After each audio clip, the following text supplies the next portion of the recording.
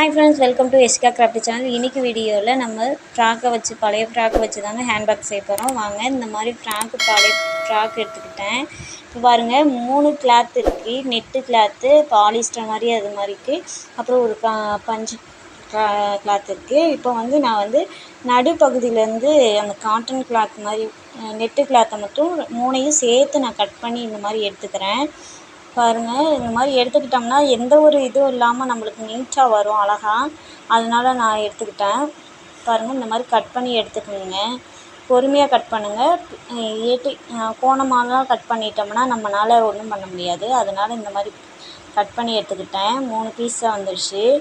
பாருங்கள், இப்போ அந்த நெட்டு கிளாத்தையும் தனித்தனியாக 3ஐயுமே தனித்தனியாக நான் கட் பண்ணி எடுத்துக்கிட்டேன்.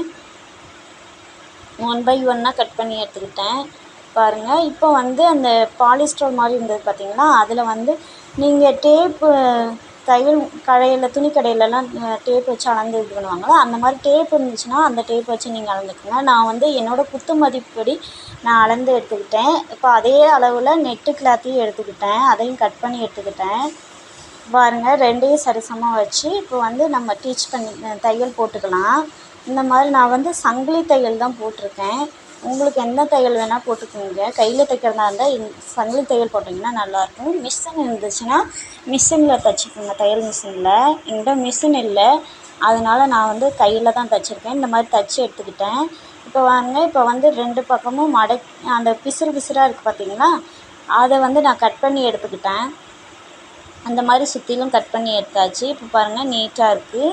இப்போ மடக்கி 2ஐயும் நம்ம தையல் போட்டுக்கலாம் 2 பக்கமும்.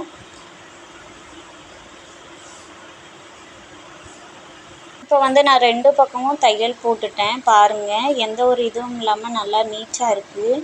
கையில் தையல் போட்டனால இருக்குங்க. நான் மறந்துட்டேன். இப்போ ஜிப்பு ஆட் பண்ணாமல் நான் தைக்க மறந்துட்டேன். இப்போ ஜிப்பும் வச்சு தைச்சிட்டேன். பாருங்கள், கையில் தைச்சனால இதாக இருக்குது. கையில் தைச்ச மாதிரி இருக்கான்னு பாருங்கள். மிஷினில் தைச்சிங்கன்னா இன்னும் ரொம்ப நீட்டாக இருக்கும். நான் மிஷினில் தைக்கல, கையில் தான் தைச்சேன். பாருங்கள், இந்த மாதிரி ஜிப் போட்டியாச்சு. பார்க்கறதுக்கு எப்படி இருக்குன்னு சொல்லுங்கள். இதில் காசு, மொபைலு இதெல்லாம் வச்சுக்கலாம். இப்போ நான் பாப்பாவுக்கு தான் இது பண்ண போகிறேன். அதனால நான் அந்த நாடா இருக்கும் பார்த்திங்களா, பின்னாடி கச்சைன்னு சொல்லுவாங்கள்ல, அந்த பகுதியை நான் கட் பண்ணி எடுத்துகிட்டு இந்த மாதிரி அட்டாச் பண்ணியாச்சு. இப்போ பாருங்கள், நீட்டாக அழகாக இருக்குது. பாப்பாவுக்கு தான் எங்கேயும் போனால் வந்தால் இது பண்ணிக்கலாம் அப்படின்ட்டு, இல்லைன்னா கலர் பென்சில் ஏதாவது போட்டு வச்சுக்கட்டும் அப்படின்றதுக்காக பாப்பாவுக்கு தான் நான் செஞ்சுருக்கேன். இந்த பேக் எப்படி இருக்குன்னு கமெண்ட் பண்ணுங்கள்.